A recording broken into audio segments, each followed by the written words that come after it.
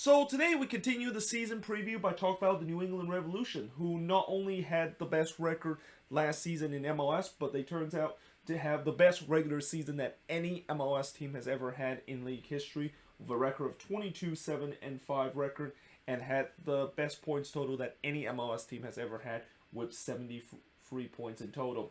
They scored 65 goals last season while allowing 41 goals and had a goal differential of plus 24.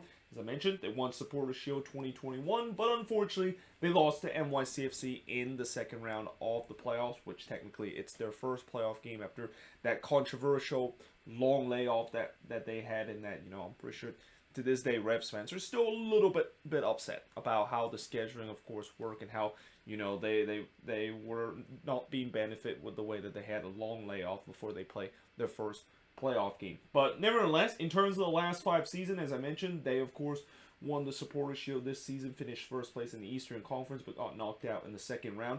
And then in 2020, they kind of went on a bit of a Cinderella run, finishing in 8th in the Eastern Conference. And remember last year with the COVID shortened season, if you finish in the 8th spot, then you go into this play-in round, which, by the way, talking about the whole play-in round that we saw in the Eastern Conference last season, I won't be surprised in the future that MLS is going to implement that system. I mean, right now I know the playoffs is still the top 7 teams, but as we get into now 28 teams in MLS, and sooner we're going to get to 30 team in the future, MLS is going to think about changing the playoffs again. And I think, with just the top 7 making it to the playoffs, that gets a little bit tougher now than ever to, of course, make it to the playoffs. And MLS, in previous year, they always want to find a way where, we want to make sure we have as much team in the playoffs as possible. So, again, I won't be surprised they might think about changing the playoffs in a way where eventually we're going to have 8 teams in, and then in the future there could be 10 teams in, and basically the play-in round will be between the teams in 7th through 10th place, as we saw in the Eastern Conference playoffs in the COVID shortened season. So they were in the play-in round, and they've not only won their play-in round game, but they went on a great run to reach the Eastern Conference final, only fall short by losing 1-0 to the Columbus Crew.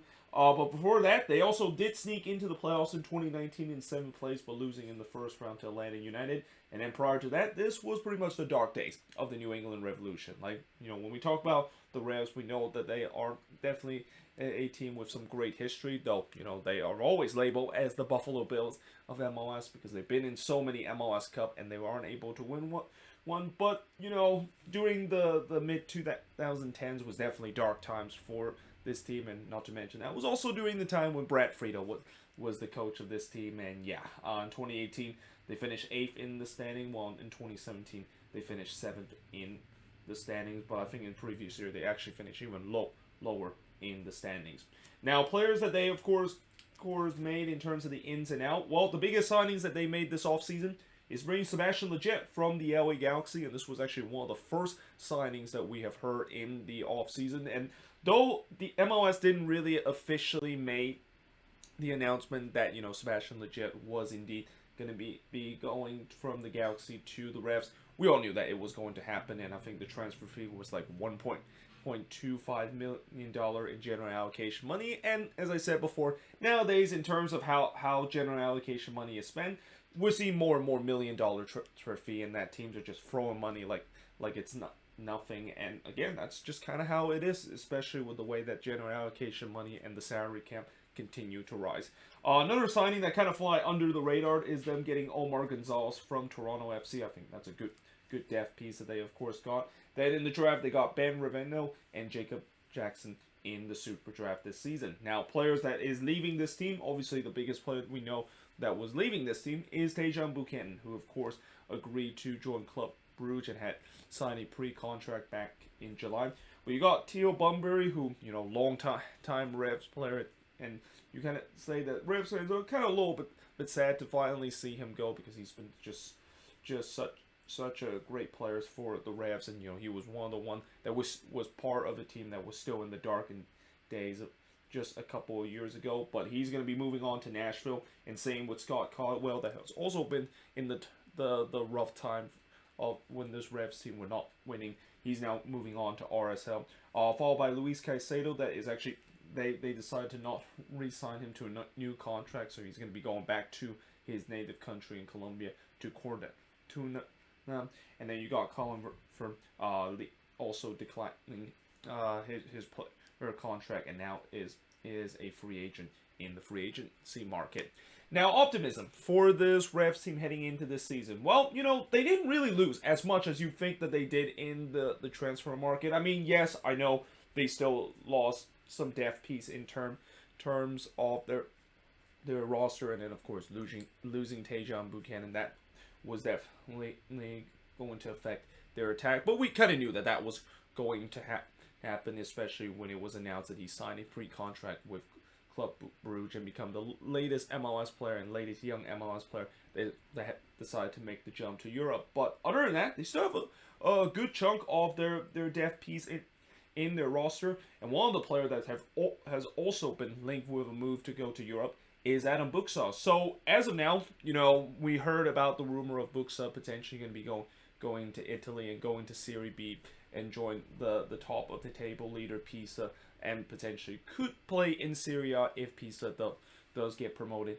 into Serie A next season. But now, ever since how New England demand that Pisa it has to pay no less than $10 million to get Adam Buksau, that transfer rumor has started to kind of got dark a little bit. And there's no doubt that there are also more interest for Buksau over in Europe, and I'm pretty sure Adam Buksau himself want to potentially get a chance to go back to Europe and able to get a chance to play in one of the top 5 leagues in Europe. But there could be a chance that he could be staying with the team, and I'm pretty sure the Revs also have tried to convince him to stay at least till the summer transfer window with no transfer agreement that is made. And the thing about the summer transfer window, as I mentioned before, that can be a little bit tricky but also could be rewarding, is that this is when a lot of these European teams tend to spend big money to get these signings. And that if the Revs does keep on to Buksau, and in case if Buksau had another incredible year, his stock is going to continue to go up,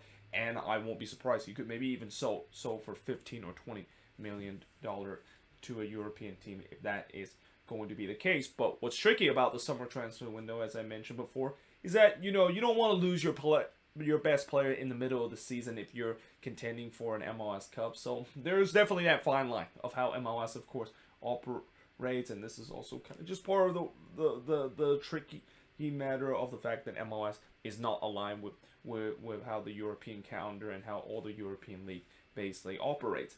Now, the concern for this Revs team coming into this season, well, I mentioned the fact that they could potentially keep Buksau, but there's also a chance that they could still lose him. And it's not just him that potentially could be departing. There's also a couple of key players from this Revs team that is drawing interest from Europe. I mean, one of the players that we talked about just a couple of days ago is Matt Turner, potentially going to be going to Arsenal.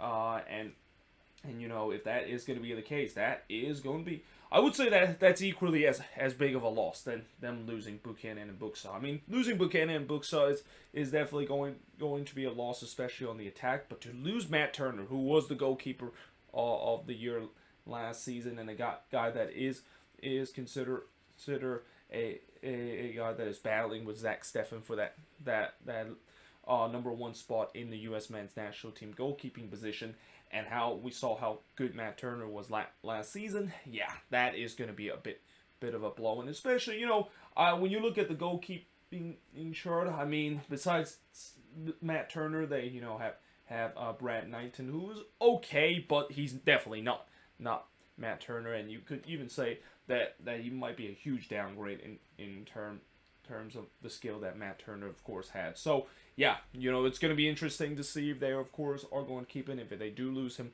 then they lose a huge asset, especially in the defensive area. And then also other guys that, haven't been mentioned a lot in the transfer market, but some that I've heard whispered, guys like DeJuan Jones potentially getting a move to Europe, and even young Henry Kessler, who is starting to break into the back line of this team. We talked about how he could also be playing in the picture of the U.S. men's national team and maybe make a jump to Europe soon. I mean, that's another guy that they could potentially lose, though I don't think it's going to be this season. Maybe the next off season would be the case in case if Henry Kessler has another good season. The pressure to win an MLS Cup. it's good the fact that when you coming into this season, you have a very high expectation for this Revs team to, of course, go into a season where it's MLS Cup or bust. But we've seen before where when teams have that kind of mentality and there's so much expectation to win MLS Cup and anything but that is considered a failure. Yeah, that could get to teams, and we saw a great example with LAFC last season, where last season it was once again MLS Cup or bust, and yeah, the pressure kind of got to them in a way where, you know, the reason why it's always tricky for a team to have that expectation of MLS Cup or bust, even when you have a team that has the most talented squad in the entire league, is you don't know if that talented squad that you have can perform at the same level as they did in the previous year, and not to mention injuries does happen, and God forbid a COVID outbreaks does happen to a team. So, you know, for the Revs, you know, it's great that they have that expectation, but it's going to be interesting to see how they were able to achieve that. And especially, I thought last season they kind of had that mentality of MLS Cup or bust, and you know, depending on how you ask a Revs fan, you can say maybe that expectation was met even without winning MLS Cup, because they did win something that they've never done in their franchise history, which is a supporter shield. But at the end of the day, this year, you know that they're definitely gunning for the MLS Cup, and that pressure, you know, it's going to be interesting to see how if they're going to able to deliver.